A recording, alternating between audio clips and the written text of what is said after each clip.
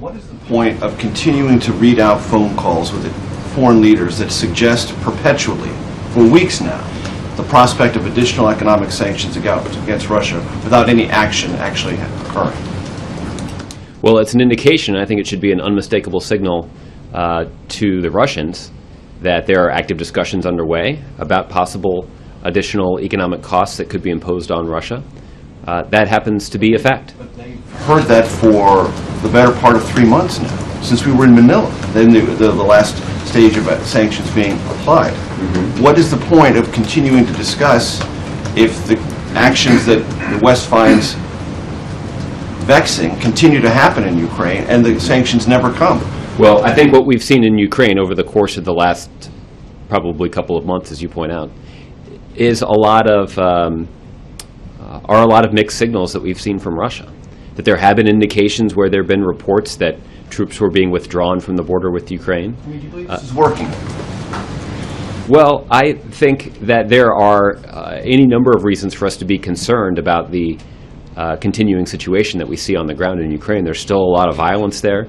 There's still indications that the Russians haven't taken the necessary steps to close off the border, that there are still heavy weapons and materiel that's being provided from the Russian side over to pro-Russian separatists on the Ukrainian side.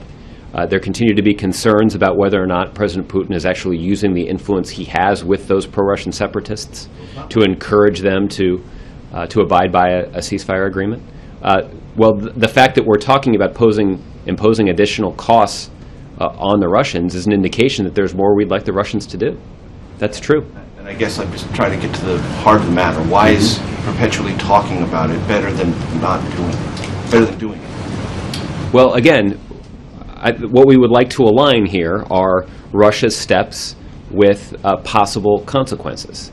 And we've seen Russia do things like withdraw troops from the border momentarily, and then redeploy troops or reopen the border or start resupplying pro-Russian separatists. There are a lot of mixed signals that we've seen from Russia. What we have made clear is that that's a risky business for Russia to be engaged in. That as long as they fail to contribute in a substantive way to de-escalating that conflict, they are only increasing the risk that the international community will impose further costs and further isolate Russia. There have been reports about the impact that has had on the Russian economy in terms of capital flight, in terms of the credit rating of some of Russia's debt. So there have been costs that have been imposed. There have been consequences for the actions that the Russians have taken, and we've seen the results of some of those costs that have been imposed.